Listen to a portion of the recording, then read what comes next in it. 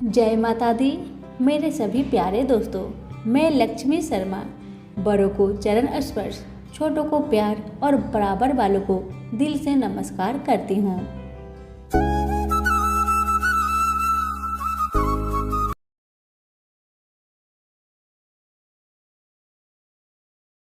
आज की वीडियो में मैं आप सभी को सुनाऊंगी सोमवती अमावस्या पर सुनी जाने वाली 5 प्रमुख कथाएं। इन कथाओं के बिना आपका व्रत अधूरा माना जाएगा, इसलिए इन कथाओं को पूरा अवश्य सुने और अच्छी लगे तो लाइक और दूसरों को शेयर करें। अब आइए सुनते हैं कथा। सोमवती अमावस्या की कथा में बताया गया है कि एक साहूकार के 7 बेटे और एक बेटी थी। इनके घर अक्सर एक ब्राह्मण भिक्षा मांगने आते थे। जब भी साहूकार की कन्या भिक्षा लेकर उस ब्राह्मण को भिक्षा देने आती थी तो ब्राह्मण उसके हाथों से भिक्षा लेने से मना कर देते थे और उसके बाद इतना भी कहते थे कि कन्या, तेरे भाग्य में सौभाग्य योग नहीं है, तेरे भाग्य में तो वैधव योग लिखा है। ये सुनकर बेचारी साहूकार की कन्या बहुत दुखी हो जाती थी। कई बार ऐसा ही होता रहा तो एक दिन साहूकार की बेटी ने अपने माँ को सारी कहानी बता दी कि कैसे ब्राह्मण देवता उनके घर भिक्षा मांगने आते थे और उससे भिक्षा लेने से मना कर देते थे। अपनी कन्या की बातें सुनकर माता ने कहा, बेटी तुम चिंता मत करो, इस बार जब ब्राह्मण देव भिक्षा लेने आए तब तुम मुझे बताना। एक दिन की बात है, जब भिक्षुक उनके द्वार पर आए तो उस समय साहूकार की पत्नी दरवाजे के पीछे छुपकर सब बातें सुनने लगी। वही हुआ जैसा हमेशा होता रहा। भिक्षुक ने भिक्षा लेने से मना कर दिया और कहा कि तुम्हारे भाग्य में सुहाग नहीं है, विधवा होना लिखा है। इस बात को सुनकर साहूकार की पत्नी दरवाजे की ओर से बाहर आकर भिक्षुक से कहने लगी कि एक तो हम भिक्षा दे ही रहे हैं, ऊपर से आप हमें अशुभ बातें भी कहते हैं। ब्राह्मण ने कहा कि मैं जो कह रहा हूँ वह सत्य है, आपकी बेटी के भाग्य में ऐसा ही लिखा है।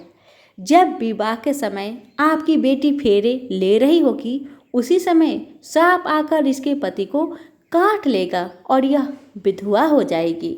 ब्राह्मण की बातें सुन साहूकार की पत्नी को बहुत दुख हुआ, लेकिन फिर भी उसने ब्राह्मण से बोला कि हे ब्राह्मण देव, अगर आपको यह पता ही है कि मेरी कन्या विधवा होगी तो आपको ये भी पता होगा कि इसके सुहाग की रक्षा कैसे की जाएगी।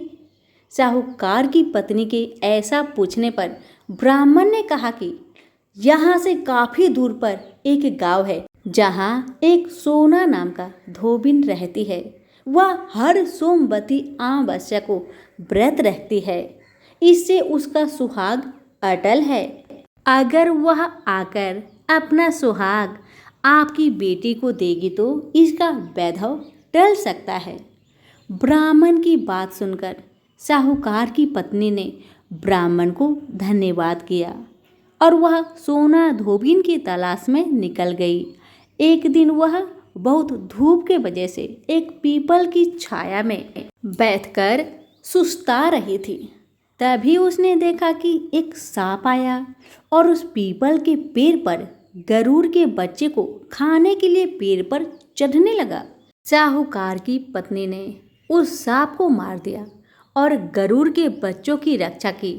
इतने में गरुड़ भी वहां आ गया और देखा कि आसपास खून फैला है। गरुड़ को लगा कि साहूकार की पत्नी ने उसके बच्चे को नुकसान पहुंचाया है, इसलिए गरुड़ ने उस पर हमला कर दिया। लेकिन साहूकार की पत्नी ने उसे रोका और बताया कि उसने तो उसकी बच्चा की रक्षा की है, उसे कोई नुकसान नहीं पहुंचाया है। गरुड़ ने जब इस सच को जाना तो उसने कहा कि तुमने मेरी बच्चों की रक्षा की है, इसलिए बताओ कि मैं कैसे तुम्हारी मदद कर सकता हूँ। साहूकारनी ने तब गरुड़ को बताया कि वह सोना धोबिन की तलाश में निकली है, अगर वह उसे वहां तक पहुंचा दे तो बहुत उपकार होगा। साहूकारनी को गरुड़ ने सोना धोबिन के गांव में पहुंचा दिया।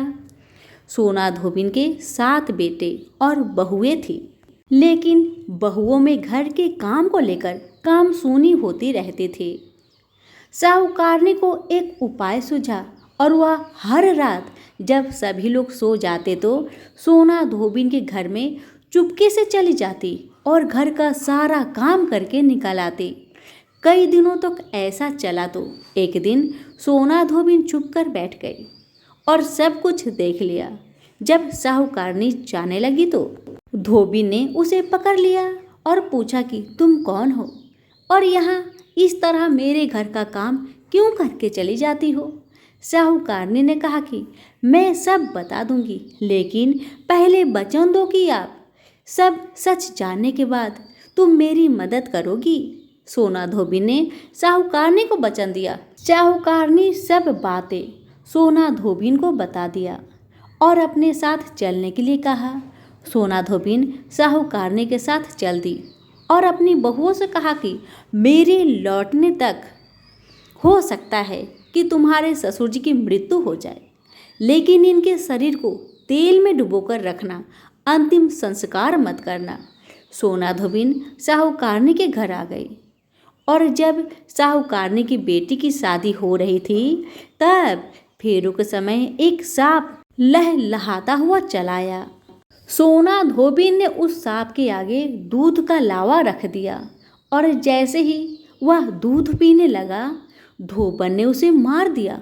इसके बाद सोना धोबन ने कहा कि अब तक जो भी सोमवती अमावस्या मैंने किया है उसका पुण्य फल मैं साहूकारनी की बेटी को देती हूँ। इसके बाद साहूकारनी की बेटी का वैधव टल गया और वह सौभाग्यवती बन गई। इसके बाद सोना धोबन अपने गांव लौटने लगी तो एक दिन रास्ते में ही सोमवती अमावस्या आ गई। धोबन ने इस दिन व्रत रखा और पीपल की पूजा की, कथा का पाठ किया। इस बीच सोना धोबन की पति की मृत्यु हो गई थी। जब वह घर लौटी तो उसने अपने रास्ते में कि सोमवती अमावस्या का पुण्य अपने पति को दे दिया। इससे उसका मरा हुआ पति फिर से जीवित हो उठा। लोगों ने जब सोना धोबिन से पूछा कि तुमने अपने मरे हुए पति को कैसे जीवित कर लिया तो उसने बताया कि उसने सोमवती अमावस्या के व्रत के प्रभाव से अपने पति को जीवित किया है। हे सोमवती अमावस्या के देवी देवता, जिस प्रकार आपने साहूकार की कन्या की बेधव योग को मिटाया, जिस प्रकार आपने सोना धोबन का सुहाग की रक्षा की, उसी प्रकार मेरी ये कथा सुनने वाले, कहने वाले और हुक्कारा भरने वालों पर सभी के सुहाग को बनाए रखे। तो प्रेम से बोलिए सोमवती अमावस्या की जय हो, भोलेनाथ की जय हो, विष्णु भगवान की जय हो। अर्जुन कहे श्री कृष्ण को, सुनो कृष्ण भगवान, देखा चाहूं आज मैं दोनों सैन महान, वीर जो लड़ने आए, क्या क्या तिनके नाम, सैन संग कितने लाए, रथ मेरे को ले चलो, दो सेना दरमियान, कृपया मानो मम कथन, सुनो कृष्ण भगवान। संजय बोले, हे धृतराष्ट्र। तब श्री कृष्ण दयायुक्त नेत्रों में आंसू भरकर व्याकुल चित्त अर्जुन से बोले, हे अर्जुन, अनार्थ का सेवन करने योग, अपयश कारक, नरक में गिरने वाला मोह इस समय तुम्हारे मन में कहाँ से आया? तुम कायर मत बनो, यह शोभा नहीं देता। तुम हृदय की दुर्बलता को त्याग कर युद्ध के निमित्त खड़े हो जाओ। अर्जुन ने कहा, हे मधुसूदन, मैं रण में पूज्य भीष्म और द्रोणाचार्य के ऊपर वान का प्रहार कर कैसे युद्ध करूंगा? इस लोक में महात्मा गुरुजनों को न सताकर भीख मांगकर भोजन करना उत्तम है, और अर्थ की कामना के लिए तो गुरुजनों को मारकर उनके रक्त से सने भोगों को कैसे भोगूंगा? हम नहीं जानते कि युद्ध में हम दोनों में से कौन जीतेगा। यदि हम जीत भी लेंगे तो भी जिनको मारकर हम जीवित रहना नहीं चाहते, वही धृतराष्ट्र के पुत्र हमारे सामने प्रस्तुत है। दीनता से मेरी स्वाभाविक वृत्ति नष्ट हो गई और धर्म के विषय में मेरा चित्त मोहित हो गया है। मैं आपसे पूछता हूँ, निश्चय करके मेरा भला हो, वह मुझसे समझाकर कहिए, क्योंकि मैं आपका शिष्य हूँ और आपकी शरण में हूँ। अतः मुझे ज्ञान दीजिए, मुझे पृथ्वी का निष्कंटक राज्य मिल जाए और देवताओं का भी आधिपत्य मिल जाए तो भी कोई ऐसा उपाय नहीं दिखता कि जो मेरी इंद्रियों को दुखाने वाला शोक को दूर करे। हे गोविंद, मैं युद्ध नहीं करूंगा। यह कहकर अर्जुन चुप हो गए। संजय बोले, हे राजन, दोनों सेनाओं के बीच में खिन्न होकर बैठे अर्जुन से भगवान श्री कृष्ण ने यह वचन कहे, हे अर्जुन, जिसके लिए शोक नहीं करना चाहिए तू उसके लिए शोक करता है, और पंडितों के से वचन तो कहता है, परंतु लोग न मारो का सोच करते हो न जीवतों का। यह बात असंभव है कि मैं पहले न था, तुम भी न थे, और ये राजा भी न थे, और इसके बाद भी न रहेंगे। जैसे देहधारियों की इस देह का लड़कपन, जवानी, बुढ़ापा ये अवस्था होती है, तैसे ही मृत्यु के बाद दूसरी देह की भी होती है। इसलिए पंडित लोग मोक्ष को प्राप्त नहीं होते। इंद्रियों का शब्दादि विषयों से संजोग, जरा, गर्मी आदि सुख दुख का देने वाला है। आने जाने वाले और नाशवान जानकर इन्हें सहन कर। हे नर श्रेष्ठ, सुख दुख को समान मानने वाले जिन वीर पुरुषों को ये ब्रह्म प्रदात कलेश नहीं देते, वह मोक्ष पाने के अधिकारी है।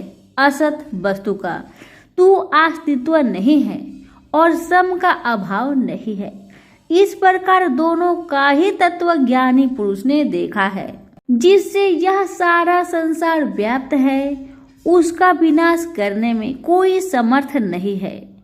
इस अविनाशी, अचित्य और नित्य जीवात्मा के ये सब शरीर नाशवान है। अतएव हे भारत, तुम युद्ध करो। जो पुरुष इस आत्मा को मारने वाला तथा जो मारने वाला मानते हैं, वे दोनों ही ज्ञानी हैं, क्योंकि यह आत्मा न मरती न मारती है।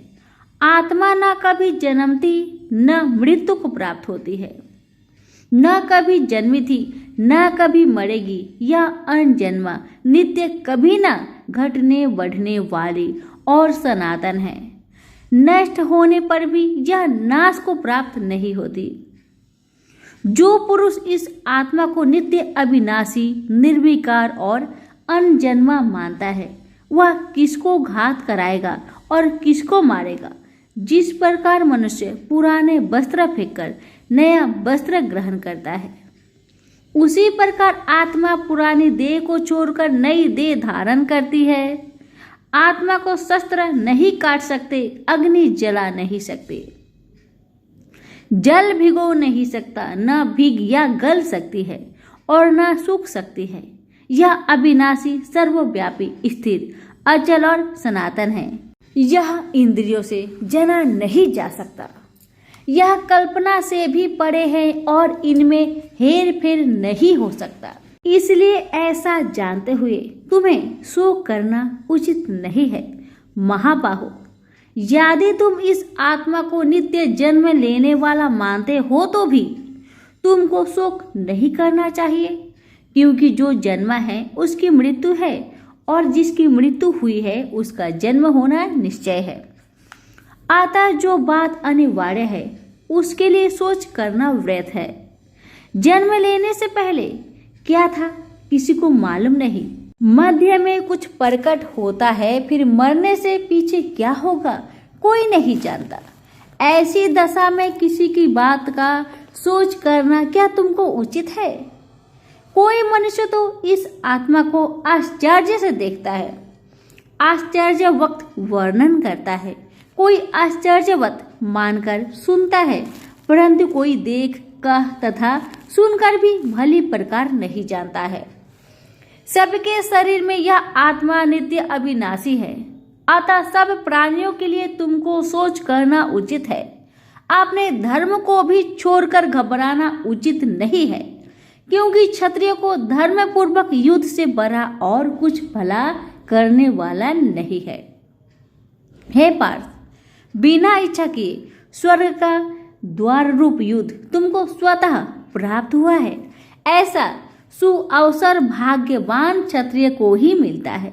यदि तुम अपने धर्म के अनुसार इस संग्राम को न करोगे तो अपना धर्म और पराई खो बैठोगे और पाप को प्राप्त होगे। सब लोग सदा तुम्हारी आकृति करेंगे और प्रतिष्ठा वाले पुरुष के लिए अपयश का होना मृत्यु से भी बढ़कर है। हे महारथी, समझेंगे कि अर्जुन डरकर संग्राम से हट गया, और तब जो लोग तुम्हारे पराक्रम की निंदा करते हुए अनेक तरह के दुर्वचन कहेंगे, इससे बढ़कर दुख तुमको क्या होगा। यदि युद्ध में नष्ट हो गए तो स्वर्ग के भागी होगे, जितने पर पृथ्वी का राज्य करोगे। इसलिए युद्ध के निमित्त दृढ़ प्रतिज्ञा होकर खड़े हो जाओ। सुख दुख लाभ हानि जय पराजय सबको समान समझकर युद्ध के लिए तैयार हो जाओ। ऐसा करने से तुम पाप को प्राप्त नहीं होगे। हे पार्थ, यह ज्ञान उपदेश ज्ञान योग के विषय मैं तुमसे कहा। अब निष्काम कर्म योग के विषय में सुनो। जिस ज्ञान को पाकर कर्म बंधन से तेरी मुक्ति होगी। कर्म योग मार्ग में एक बार प्रारंभ किए कर्म का नाश नहीं होता और विघ्न पड़ने पर भी शुभ फल होता है, तथा इस कर्म का केवल प्रारंभ ही संसार के भय से छुड़ाकर पूर्ण ब्रह्मा प्राप्त कराता है। निश्चय करने वाली बुद्धि इस निष्काम कर्म में एक ही कामना वाले पुरुषों की बुद्धि एकाग्र नहीं रहती, उसकी शाखा पर शाखाएं होती है। ऐसी दशा में मनुष्य संदेह में रह जाता है। स्वर्ग सुख को ही जो उत्तम पुरुषार्थ समझते हैं, उनका कामनाओं से चित्त व्याकुल होने के कारण निश्चयात्मक बुद्धि से मोक्ष साधना उत्पन्न नहीं होती, कारण कि उनका चित्त भोगादि में सदैव निमग्न रहता है। जिन मनुष्य का चित्त इस प्रकार मोह में लिप्त है और जिनकी आसक्त भोग विलास और ऐश्वर्य में है, ऐसे पुरुषों के अंत कारण में निश्चयात्मक बुद्धि नहीं होती। हे अर्जुन, वेद त्रिगुणात्मक है, तुम निष्काम हो जाओ। सुख दुख को समान जानकर नित्य क्षेम आदि सर्वथों में न पड़कर धीरजवान और आत्मनिष्ठ हो जाओ। तुमको केवल कर्म करना चाहिए, तुम्हारे अधिकार में फल नहीं। तुम ना तो फल की अभिलाषा से काम करो और ना निकम्मे ही रहो। फल की आशा त्याग कर सफलता व असफलता को समान समझकर तुम योगस्थ होकर कर्म करो। फल की इच्छा रखने वाले निष्कृष्ट होते हैं। निष्काम कर्म करने वाला पुरुष ईश्वर की कृपा से इसी संसार में सुकृत तथा दुष्कृत इन दोनों का ही त्याग कर देता है। जो सब कर्मों का कल्याणकारक है, कर्म फल को त्याग कर ही बुद्धि युक्त ज्ञान पा पुरुष जन्म बंधन से हटकर मोक्ष को पाते हैं। जब तुम्हारी बुद्धि मोह बन के बाहर निकल जाएगी, तब तुम्हारा मन आगे होने वाली तथा हुई बातों से विरक्त हो जाएगा। अनेक श्रुति स्मृतियों के वचनों को सुनने से तुम्हारी बुद्धि भ्रमित हो गई।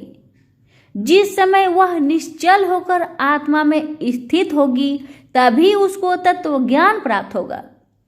अर्जुन ने पूछा, हे केशव, आत्मा स्वरूप में निश्चल बुद्धि वाला किसको कहा है? उसके लक्षण क्या है? श्री कृष्ण जी बोले, हे अर्जुन, जो महापुरुष मन की सब कामनाओं को त्याग देता है और अपने आप ही सब प्रसन्न रहता है, उसको निश्चल बुद्धि वाला कहते हैं। दुख में जिसके मन में खेद नहीं होता और सुख में जिसको आसक्त नहीं होती तथा प्रीति भय क्रोध जिसके जाते रहते हैं, वह महात्मा स्थिर बुद्धि वाला मुनि कहलाता है। जो सर्वत्र स्नेह करता है, जो शुभ पदार्थ प्राप्त होने पर हर्ष नहीं करता, अशुभ से अप्रसन्न नहीं होता, उसी को स्थिर बुद्धि जानना चाहिए। और कछुआ जैसे अपने अंगों को सिकोड़ लेता है, उसी तरह जो पुरुष अपनी इंद्रियों को विषय से हटाता है, उसकी बुद्धि स्थिर जाननी चाहिए। हे अर्जुन, मोक्ष का प्रयत्न करने वाले विद्वान व्यक्ति की भी प्रबल इंद्रियां बलात्कार से उनके मन को जीत लेती है। इसलिए सब इंद्रियों को विषय से रोको, मेरे विशेष तत्पर हो जाओ। जिसने इंद्रियों को बस में कर लिया, उसकी बुद्धि निश्चल है। जो पुरुष विषय के ध्यान में रहता है, उसे उसकी प्राप्ति हो जाती है। प्राप्ति होने से कामना होती है, इच्छा की पूर्ण न होने से क्रोध से अविवेक होता है, अविवेक से स्मरण शक्ति नष्ट हो जाती है, स्मरण शक्ति के नष्ट होने से बुद्धि क्षय हो जाती है। जिसकी बुद्धि का नाश हुआ, वह विनाश को प्राप्त होता है। जो पुरुष राग देश से रहित हो, इंद्रियों के विषय सुख का अनुभव करता है और अपने मन को बस में रखता है, वह शांति को प्राप्त होता है। शांति मिलने पर सब दुखों का नाश होता है। पर संचित वाले की बुद्धि तुरंत निश्चल हो जाती है। जो पुरुष योग मुक्त नहीं है, उनको निश्चल बुद्धि उत्पन्न नहीं होती। भावना के न होने से शांति प्राप्त नहीं होती। अशांत को सुख कहाँ से मिलेगा? इस कारण हे महाबाहो, जिसने इंद्रियों को विषय में सर्वथा रोक रखा है, उसी की बुद्धि स्थिर है। जो सब प्राणियों की रात होती है, उसमें संयमी जागता रहता है, और प्राणी मात्र जिस समय जागते हैं, मुनि जनों की वह रात्रि है। जल से भरे पूर्ण समुद्र में जल भरने पर भी वह अपनी मर्यादा पर ही रहता है। उसी तरह जिस पुरुष में इच्छा रहने पर भी सब विषय भोग प्रवेश नहीं करते, उसी को शांति मिलती है।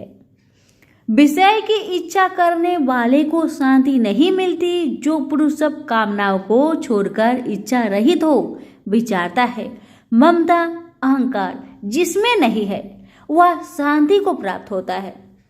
हे पार्थ, ब्रह्मा स्थिति यही है। ऐसी स्थिति मिल जाने पर प्राणी फिर मोह में नहीं फंसता और अंत समय में निर्वाण ब्रह्मा को प्राप्त होता है। सभी प्रेम से बोले श्री कृष्ण भगवान की जय। एक गांव में एक मुनि रहते थे, जिनका नाम था स्वार्णी मुनि, और उनकी एक बहुत ही सुंदर गुणवान पुत्री थी, जिसका नाम था तुलसी। उनकी इच्छा थी कि उनका विवाह भगवान नारायण के साथ हो जाए। इसके लिए उन्होंने नारायण पर्वत की घाटी में स्थित बद्री वन में घोर तपस्या की, और अनेक काल तक तपस्या करने के कारण ब्रह्मा जी प्रसन्न होकर दर्शन दिए और कहने लगे, वर मांगो, क्या चाहिए?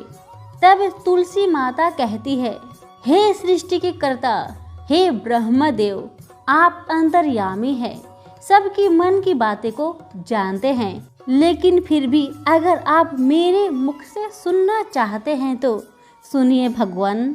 मैं आपको अपनी इच्छा बताती हूँ।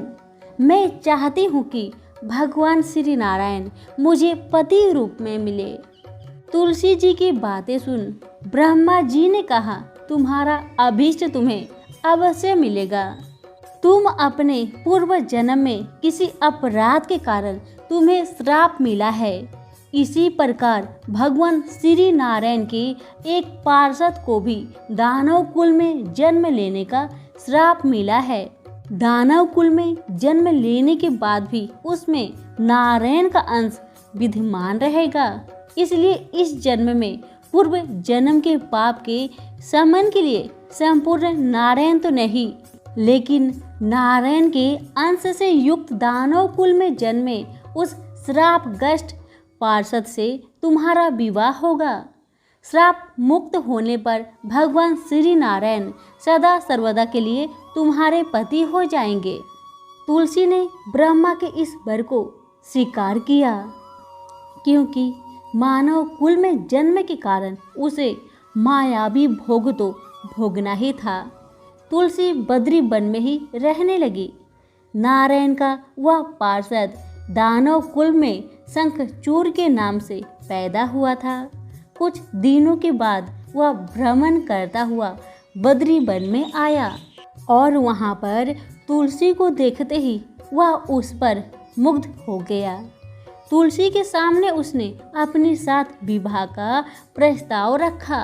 इतने में ही ब्रह्मा जी भी वहाँ आ गए और तुलसी से कहने लगे, तुलसी, शंखचूड़ को देखो, कैसा देवोपम इसका स्वरूप है। दानव कुल में जन्म लेने के बाद भी लगता है जैसे इसके शरीर में नारायण का वास हो। तुम प्रस्ताव को सहर्ष स्वीकार कर लो। तुलसी को भी लगा कि उसकी तपस्या पूर्ण हुई, उसे इच्छित फल मिला है। शंखचूड़ के साथ उसका गंधर्व विवाह हो गया। वह शंखचूड़ के साथ उसके महल में पत्नी बनकर आ गई। शंखचूड़ ने अपनी परम सुंदरी सती सावधि पत्नी तुलसी के साथ बहुत दिनों तक राज किया। उसने अपने राज्य का इतना विस्तार किया कि देवलोक तक उसके अधिकार में आ गया। स्वर्ग का सुख भोगने वाला देवताओं की दशा भिखारियों जैसी हो गई। शंखचूड़ किसी को कष्ट नहीं देता था, पर अधिकार और राज्य छीन जाने से सारे देवता मिलकर ब्रह्मा, विष्णु और शिव की सभा में गए तथा अपनी विपत्ति सुनाई। ब्रह्मा जी ने कहा, तुलसी परम साध्वी है, उसका विवाह शंखचूड़ से मैंने ही कराया था। शंखचूड़ को तब तक नहीं हराया जा सकता या मारा जा सकता जब तक तुलसी को छला न जाए। विष्णु जी कहने लगे, शंखचूड़ पूर्व जन्म में मेरा पार्षद था। श्राप के कारण उसे दैत्य कुल में जन्म लेना पड़ा। इस जन्म में भी मेरा अंश उसमें व्याप्त है। साथ ही तुलसी के पतिव्रत धर्म से वह अजय है। फिर देवताओं की सहमति से भगवान शिव ने शंखचूड़ के पास संदेश भेजे कि या तो वह देवताओं का राज्य लौटा दे या फिर उनसे युद्ध करे। शंखचूड़ शंकर के पास पहुंचा। उसने कहा, देवाधिदेव, आपके लिए देवताओं का पक्ष लेना उचित नहीं है। राज्य बढ़ाना हर राजा का कर्तव्य है। मैं किसी को दुखी नहीं कर रहा हूँ। देवताओं से कहिए वे मेरी प्रजा होकर रहे। मैंने आपका भी कोई उपकार नहीं किया और हमारा आपका युद्ध शोभा नहीं देता है। अगर आप हार गए तो बड़ी लज्जा की बात होगी। अगर मैं हार गया तो आपकी कृति बहुत अधिक नहीं बढ़ेगी। भगवान शंकर हंसे। वे तो सब रहस्य समझते थे। तुलसी और शंखचूड़ के पूर्व जन्म के श्राप की अवधि लगभग पूरी हो चुकी थी। भगवान बोले, इसमें कृति और लज्जा की बात नहीं। तुम देवों का राज्य लौटाकर उन्हें उनके पद पर प्रतिष्ठित होने दो। युद्ध से बचने का यही एक उपाय है। शंखचूड़ ने कहा, मैंने युद्ध के बल से देवलोक जीता है। कोई उसे युद्ध के द्वारा ही वापस ले सकता है। यह मेरा अंतिम उत्तर है और मैं जा रहा हूँ। ऐसा कहकर शंखचूड़ चला गया। उसने अपनी पत्नी तुलसी को सारी बात बताई और कहा, कर्म भोग सब काल सूत्र में बंधा है। जीवन में हर्ष, शोक, भय, सुख, दुख, मंगल, अमंगल काल के अधीन है। हम तो केवल निमित्त है। संभव है भगवान शिव दोनों का पक्ष लेकर मुझसे युद्ध करे। तुम चिंता मत करना, तुम्हारी सती तेज मेरी रक्षा करेगा। दूसरे दिन भगवान शंकर ने नेतृत्व में देवताओं ने युद्ध छेड़ दिया। शंखचूड़ ने भीषण वारणों की वर्षा कर उसका वेग रोका। उसके प्रहार से देवता डगमगाने लगे उसने दानवीय शक्ति का प्रयोग कर मायावी युद्ध आरंभ किया। युद्ध स्थल पर वह किसी को दिखाई नहीं देता था, पर उसके अस्त्र शस्त्र प्रहार कर देवों को घायल कर रहे थे। देवगण अपने अस्त्र चलाए तो किस पर चलाए, क्योंकि कोई शत्रु सामने था ही नहीं। कई दिनों तक इस तरह भयंकर युद्ध चला। शंखचूड़ पराजित नहीं हुआ। तब शिव ने विष्णु से कहा, विष्णु कुछ उपाय करे, अन्यथा मेरा तो सारा यश मिट्टी में मिल जाएगा। विष्णु जी ने सोचा, बल से तो शंखचूड़ को हराया नहीं जा सकता, इसलिए छल का ही सहारा लेना होगा। उन्होंने तुरंत अपना स्वरूप शंखचूड़ जैसा बनाया और अस्त्र शस्त्र से सज्जित हो तुलसी के पास आए और बोले, प्रिय, मैं युद्ध में जीत गया। सारे देवता भयंकर शंकर समेत हार गए। इस खुशी में आओ, मैं तुम्हें अंक से लगा लूं। पति को प्रत्यक्ष खरा देख तथा विजय का समाचार सुन वह दौड़कर मायावी शंखचूड़ के गले से लिपट गई। इस प्रकार पति पत्नी दोनों ने आलिंगन को खूब खुशी मनाई। पर पुरुष के साथ इस प्रकार का व्यवहार से उसका सती तेज नष्ट हो गया। उसका सती तेज जो शंखचूड़ की कवच के रूप में रक्षा कर रहा था, वह कवच नष्ट हो गया। शंखचूड़ शक्तिहीन हो गया। यह जानते ही भगवान शंकर ने अपने त्रिशूल से प्रहार किए। त्रिशूल के लगते ही शंखचूड़ जलकर भस्म हो गया। शंखचूड़ के मरने को जानकर विष्णु अपने असली स्वरूप में आ गए।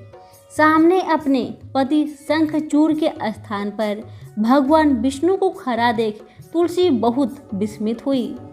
उसको पता लग गया कि स्वयं नारायण ने उसके साथ छल किए हैं। क्रोध में आकर उसने श्राप दिया, एक सती स्त्री की अस्तित्व भंग करने के अपराध में। मैं आपको श्राप देती हूँ कि आप अभी हृदयहीन पत्थर हो जाएंगे। विष्णु ने तुलसी के श्राप को सिरोधार्य कर कहा, देवी, तुम्हारे तथा शंखचूड़ के कल्याण के लिए मुझे ऐसा करना पड़ा। तुम दोनों को श्राप मुक्त करना था। तुम भी अब शरीर त्याग कर तुलसी बिरवा के रूप में जन्म लोगी और मेरी पूजा तुलसी दल से ही होगी। मैं सालग्राम पत्थर बनूंगा और मेरे शीश पर तुम आदर से विराजमान होगी। तुम्हारे पति की हड्डियों के चूर्ण से शंख की उत्पत्ति होगी। उस शंख ध्वनि से देवताओं तथा मेरी पूजा आराधना होगी।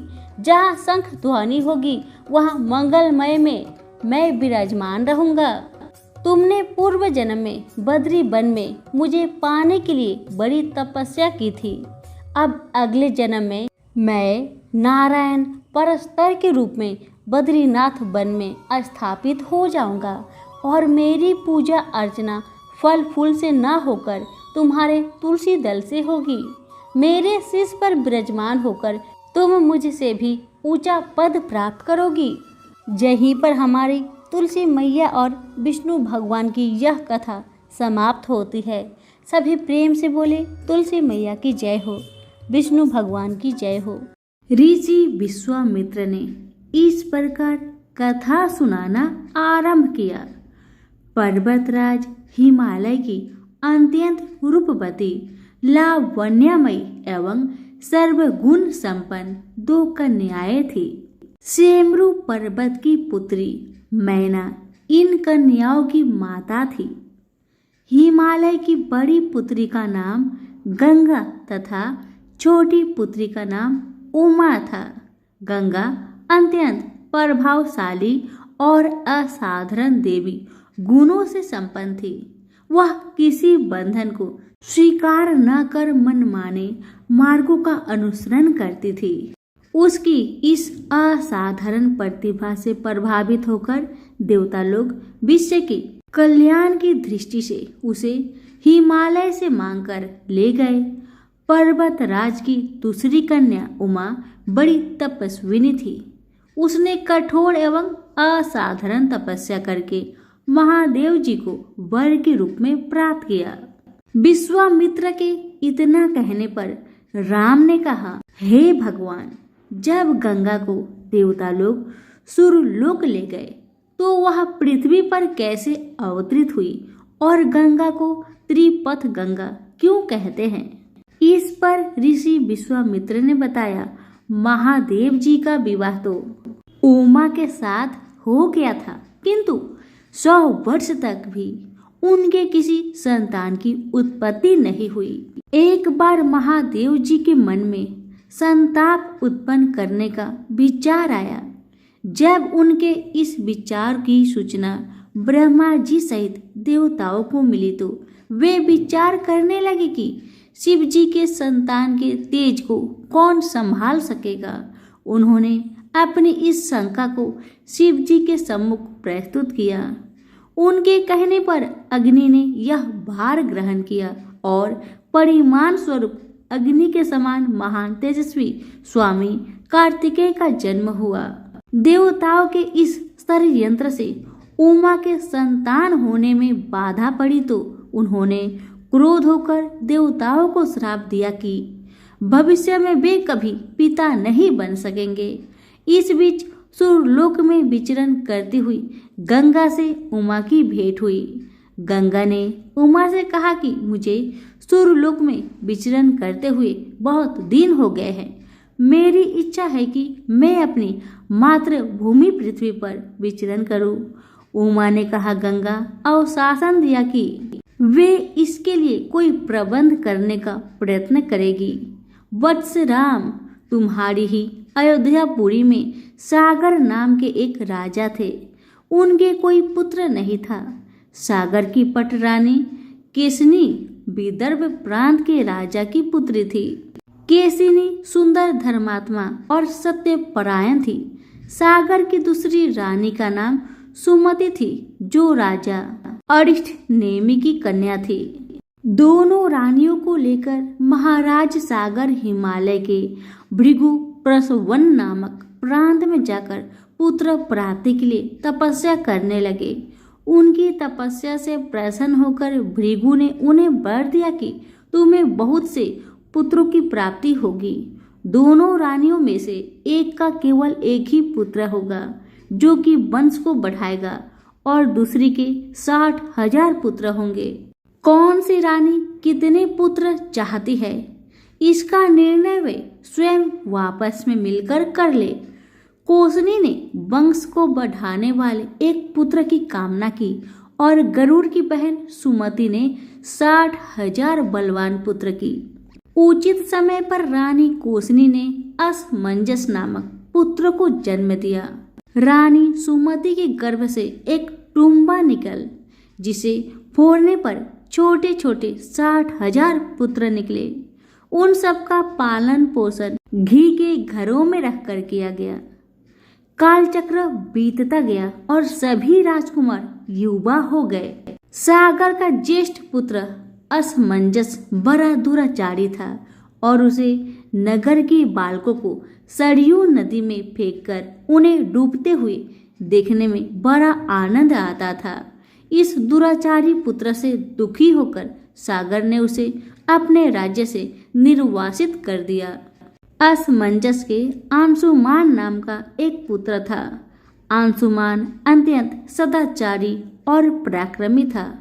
एक दिन राजा सागर के मन में अश्वमेघ यज्ञ करवाने का विचार आया। शीघ्र ही उन्होंने अपने इस विचार को कार्य रूप में परिवर्तित कर दिया। राम ने ऋषि विश्वामित्र से कहा, गुरुदेव, मेरी रुचि आपने पूर्वज सागर की यज्ञ कथा को विस्तार पूर्वक सुनने में है। अतः कृपा करके इस वृत्तांत को पूरा सुनाइए। राम के इस तरह कहने पर ऋषि विश्वामित्र प्रसन्न होकर कहने लगे, राजा सागर ने हिमालय एवं विंध्याचल के बीच की हरी भरी भूमि पर एक विशाल यज्ञ मंडप का निर्माण करवाया। फिर अश्वमेघ यज्ञ के लिए श्यामकर्ण घोड़ा छोड़कर उसकी रक्षा के लिए पराक्रमी अंशुमान को सेना के साथ उसके पीछे भेज दिया। यज्ञ की संभावित सफलता के परिणाम की आशंका से भयभीत होकर इंद्र ने एक राक्षस का रूप धारण करके उस घोड़े को चुरा लिया। घोड़े की चोरी की सूचना पाकर सागर ने अपने 60,000 पुत्रों को आदेश दिया कि घोड़ा चुराने वाले को पकड़कर या मारकर घोड़ा वापस लाओ। पूरी पृथ्वी खोजने पर भी जब घोड़ा नहीं मिला तो इस आशंका से कि किसी ने घोड़े को तहखाने में न छुपा रखा हो, सागर के पुत्रों ने संपूर्ण पृथ्वी को खोदना आरंभ कर दिया। उनके इस कार्य से असंख्य भूमितल निवासी प्राणी मारे गए। खोदते खोदते वे पाताल तक जा पहुंचे। उनके इस निस्संग कृत्य की देवताओं ने ब्रह्मा जी से शिकायत की तो ब्रह्मा जी ने कहा कि ये राजकुमार क्रोध एवं मद में अंधे होकर ऐसा कर रहे हैं। पृथ्वी की रक्षा का दायित्व कपिल पर है, इसलिए वे इस विषय में कुछ न कुछ अवश्य ही करेंगे। पूरी पृथ्वी को खोदने के बाद भी जब घोड़ा और उसको चुराने वाला चोर नहीं मिला तो निराश होकर राजकुमारों ने इसकी सूचना अपने पिता को दे दी। रुष्ट होकर सागर ने आदेश दिया कि घोड़े को पाताल में जाकर ढूंढो। पाताल में घोड़े को खोजते खोजते वे सनातन वासुदेव कपिल के आश्रम में जा पहुंचे। उन्होंने देखा कपिल देव आंखें बंद किए बैठे हैं और उन्हीं के पास यज्ञ का वह घोड़ा बंधा हुआ है। उन्होंने कपिल मुनि को घोड़े का चोर समझकर उनके लिए अनेक दुर्वचन कहे और उन्हें मारने के लिए दौड़े। सागर के इन कुकृत्यों से कपिल मुनि की समाधि भंग हो गई। उन्होंने क्रोध होकर सागर के उन सब पुत्रों को भस्म कर दिया। जब महाराज सागर को बहुत दिनों तक अपने पुत्र की सूचना नहीं मिली तो उन्होंने अपने तेजस्वी पौत्र अंशुमान को अपने पुत्रों तथा घोड़े का पता लगाने के लिए आदेश दिया। वीर अंशुमान शस्त्रों से सुसज्जित होकर उसी मार्ग से पाताल की ओर चल पड़ा जिसे उसके चाचाओं ने बनाया था। मार्ग में जो भी पूजनीय ऋषि मुनि मिले उनका यथोचित सम्मान करके अपने लक्ष्य के विषय में पूछता हुआ उस स्थान तक पहुंच गया जहां पर उसके चाचाओं के भस्मीभूत शरीरों की राख पड़ी थी और पासी यज्ञ का घोड़ा चल रहा था। अपने चाचाओं के भस्मीभूत शरीर को देखकर उसे बहुत दुख हुआ। उसने उनका तर्पण करने के लिए जलाशय की खोज की किंतु उसे कहीं जलाशय दिखाई नहीं पड़ा। तभी उसकी दृष्टि अपने चाचाओं के मामा गरुड़ पर पड़ी। उन्हें सादर प्रणाम करके अंशुमान ने पूछा कि बाबा जी, मैं इनका तर्पण करना चाहता हूँ। पास में यदि कोई सरोवर हो तो कृपा करके उसका पता बताइए। यदि आप इनकी मृत्यु के विषय में कुछ जानते हैं तो वह भी मुझसे बतलाने की कृपा करें। गरुड़ जी ने बताया कि किस प्रकार उसके चाचाओं ने कपिल मुनि के साथ उद्घट व्यवहार किया था, जिसके कारण कपिल मुनि ने उन सबको भस्म कर दिया। इसके पश्चात गरुड़ जी ने अंशुमान से कहा कि ये सब अलौकिक शक्ति वाले दिव्य पुरुष के द्वारा भस्म किए गए हैं, अतः लौकिक जल से तर्पण करने से इनका उद्धार नहीं होगा। केवल हिमालय की ज्येष्ठ पुत्री गंगा के जल से ही तर्पण करके इनका उद्धार संभव है। अब तुम घोड़े को लेकर वापस चले जाओ जिससे कि तुम्हारा पितामह का यज्ञ पूर्ण हो सके। गरुड़ जी की आज्ञा अनुसार अंशुमान वापस अयोध्या पहुंचे और अपने पितामह को सारा वृत्तांत सुनाया। महाराज सागर ने दुखी मन से यज्ञ पूरा किया। वे अपने पुत्र के उद्धार करने के लिए गंगा को पृथ्वी पर लाना चाहते थे, पर ऐसा करने के लिए उन्हें कोई भी युक्ति न सूझी।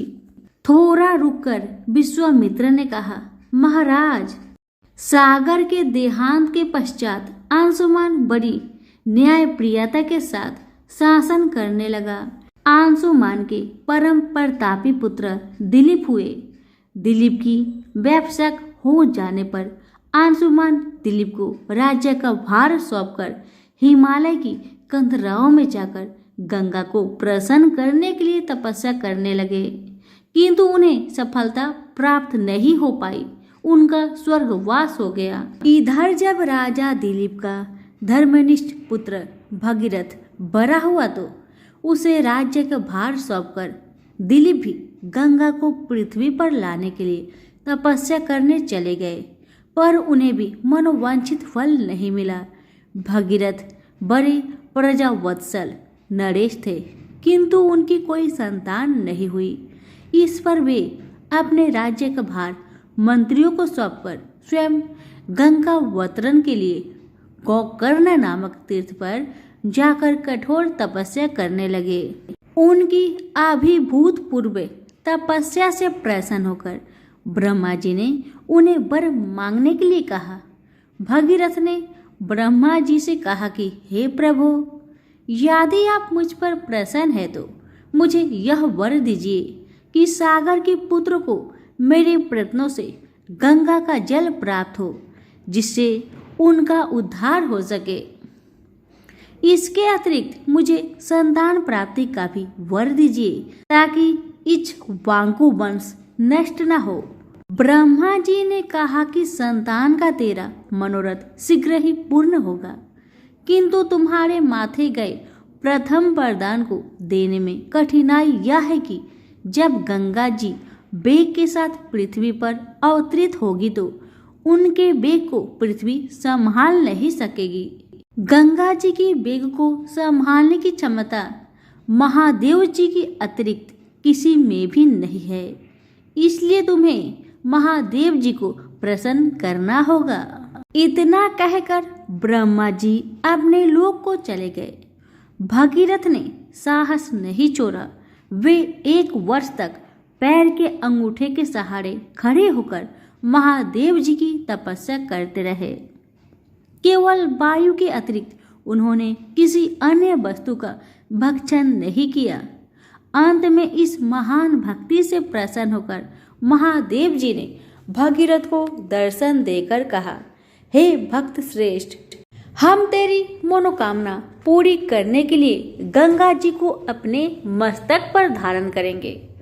इसकी सूचना पाकर विवश होकर गंगा जी को सूर्यलोक का परित्याग करना पड़ा।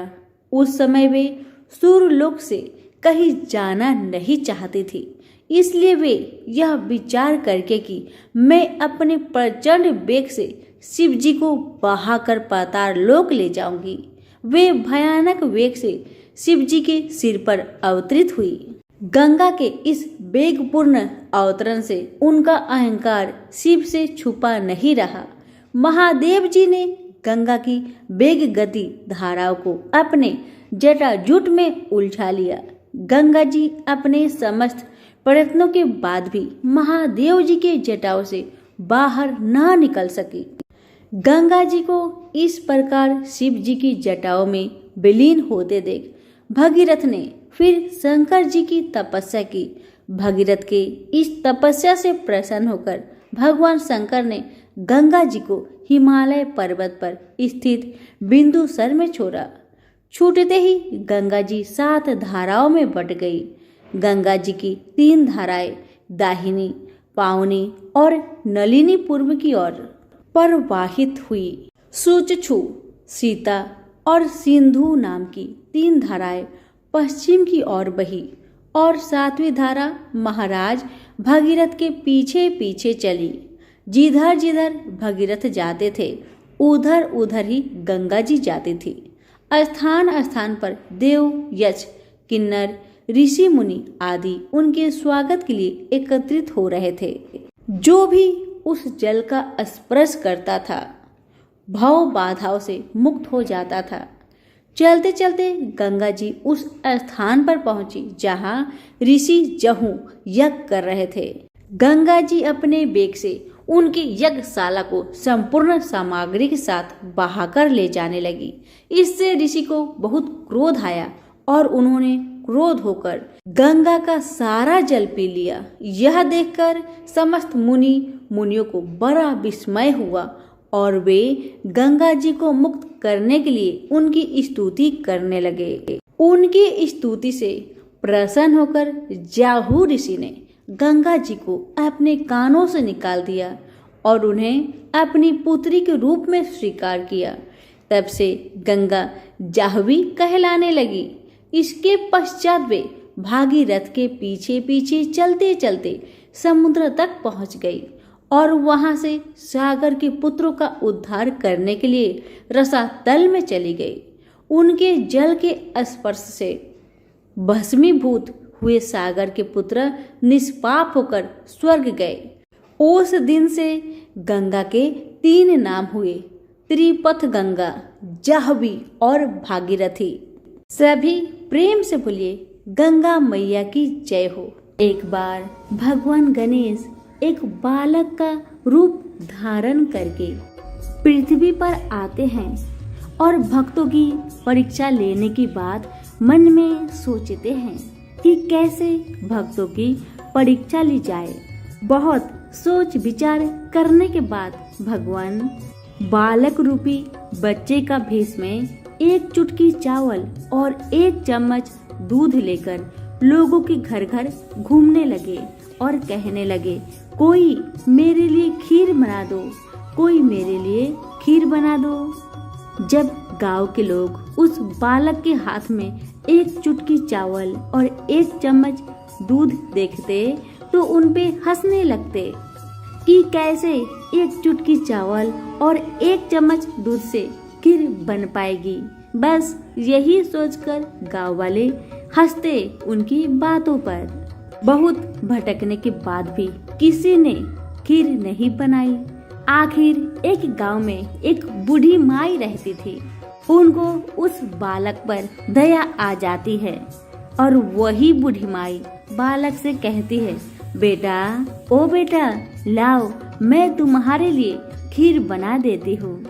तब भगवान रूपी बालक कहने लगे, माई तुम अपने घर से बर्तन लेकर आओ, मैं अपना हाथ में चावल और दूध लेकर आया हूँ, तुम इसी से खीर बना कर दो तभी मैं खाऊंगा।